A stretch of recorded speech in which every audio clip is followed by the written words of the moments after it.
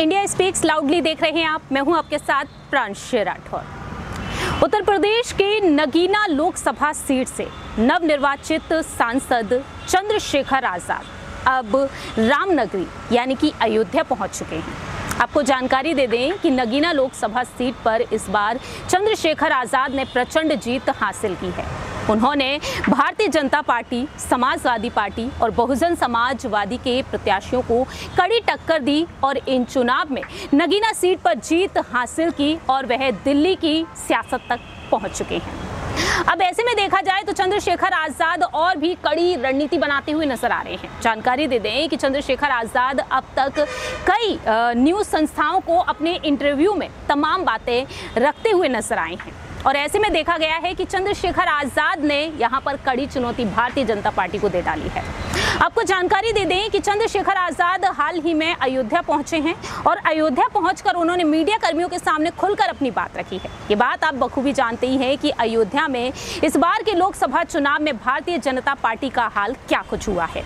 वो अयोध्या नगरी, जिस अयोध्या नगरी में भगवान श्री राम के मंदिर बनाने के लिए बीजेपी ने कितनी जद्दोजहद की, लेकिन बीजेपी मंदिर बनाने में सफल तो हो गई। भव्य मंदिर का निर्माण किया गया, भव्य मंदिर बन भी गया और ऐसे में देखा गया कि बीजेपी को कहीं ना कहीं उम्मीद ये थी कि जो अयोध्या नगरी से जो जनता है वह उनके समर्थन में वोट करेगी ही करेगी, लेकिन ऐसा होता हुआ दिखाई नहीं दिया। और ऐसे में देखा जा रहा है कि अयोध्या में जिस तरह से बीजेपी पिछड़ती हुई नजर आई है, उस अयोध्या नगरी में जिस तरह से विपक्षी दल की जीत हुई है, ऐसे में देखा जाए तो चंद्रशेखर आजाद भी अपनी खुशी को जाहिर करते हुए नजर आ रहे हैं। हाल ही में चंद्रशेखर आजाद अयोध्या पहुंचे और अयोध्या पहुंचकर मीडिया कर्मियों के सामने उन्होंने खुलकर अपनी बात रखी है। उन्होंने सीएम योगी आदित्यनाथ से अब एक बड़ी मांग कर दी है। सुनिए जरा कि आखिरकार चंद्रशेखर आजाद क्या कुछ कहते हैं। मैं अयोध्या वासियों को और अयोध्या वासियों ने तो बहुत बड़ा काम किया सर। इससे यह स्पष्ट हो गया कि धर्म अब राजनीति से दूर रहे तो ज़्यादा अच्छा है, क्योंकि बुनियादी मुद्दों बात होनी चाहिए। तो रोजगार, महंगाई और तमाम तरह से कानून व्यवस्था, ये हमारे बहुत इंपॉर्टेंट इशू है। धर्म आदमी का व्यक्तिगत अधिकार है। कोई किसी धर्म में आस्था रखे, कोई हिंदू धर्म में, कोई इस्लाम धर्म में, कोई सिख धर्म में, जैन धर्म में। ये राजनीति में ना लाए राजनीतिक लोग तो बहुत अच्छा होगा, जिससे जनता के मुद्दों पर बात हो जाएगी। मैं आपसे ये कहना चाहता हूँ कि पुलिस जो है और अर्धसैनिक बल, वो बहुत बुरी स्थिति में, मैं उनके लिए चिंतित हूँ। क्योंकि मैंने महसूस किया मेरी रैलियों में कि वो जब हम अच्छे कूलर में बैठते थे ना, तो वो गर्मी में खड़े रहते थे, खूब पसीना बहता था और उनको छुट्टी के लिए बहुत सारी परेशानियों का सामना करना पड़ता है।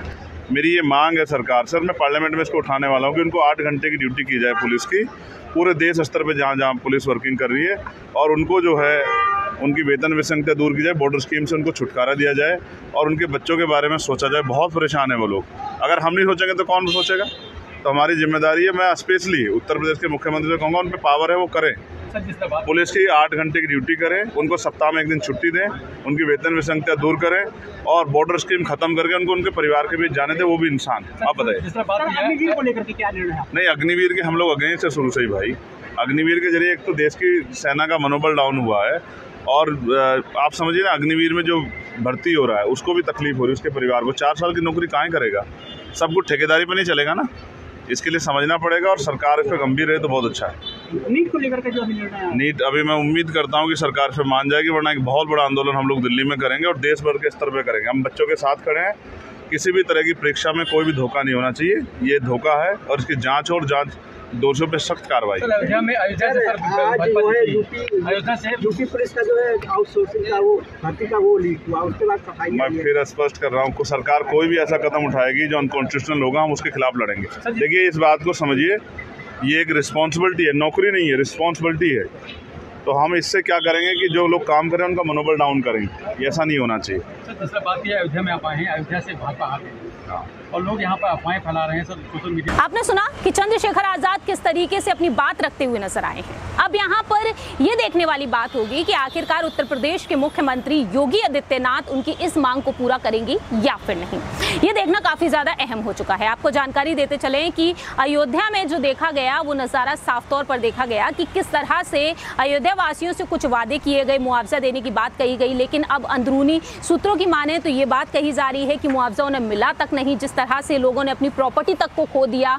इस राम मंदिर को बनाने के लिए बीजेपी ने जो जद्दोजहद की थी, उस बीच देखा गया है कि राम मंदिर बनाने के चलते बीजेपी ने कहीं ना कहीं अपने वोट बैंक को तो खो ही दिया।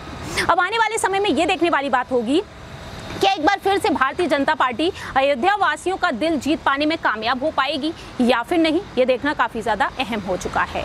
अब यहाँ पर यह भी देखने वाली बात होगी कि चंद्रशेखर आजाद जिस तरह से अपनी बात रखते हुए नजर आए हैं, क्या उस मांग को पूरा किया जाएगा या फिर नहीं, जिस तरह से वह जनता के हित के लिए मांग कर रहे हैं।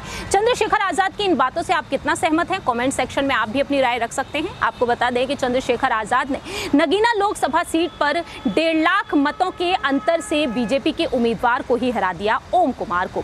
वहीं समाजवादी पार्टी की तरफ से मनोज कुमार उम्मीदवार रहे और बहुजन समाज पार्टी की तरफ से सुरेंद्र पाल सिंह मैदान में रहे। अब देखते हैं कि आखिरकार चंद्रशेखर आजाद उत्तर प्रदेश की सियासत में क्या कोई बड़ा खेल करने में कामयाब होते हुए नजर आते हैं या फिर नहीं। फिलहाल आपसे यहाँ पर यही राय लेना चाहेंगे कि आखिरकार यहाँ पर चंद्रशेखर आजाद जिस तरह से मांग कर रहे हैं, क्या उनका ये मांग जिस तरीके से वह करते हुए नजर आ रहे हैं, इससे आप पूरी तरीके से सहमत हैं या फिर नहीं। कमेंट सेक्शन में आप भी अपनी बात रख सकते हैं। देश और दुनिया की तमाम खबरों के लिए आप देखते रहिए इंडिया स्पीक्स लाउडली।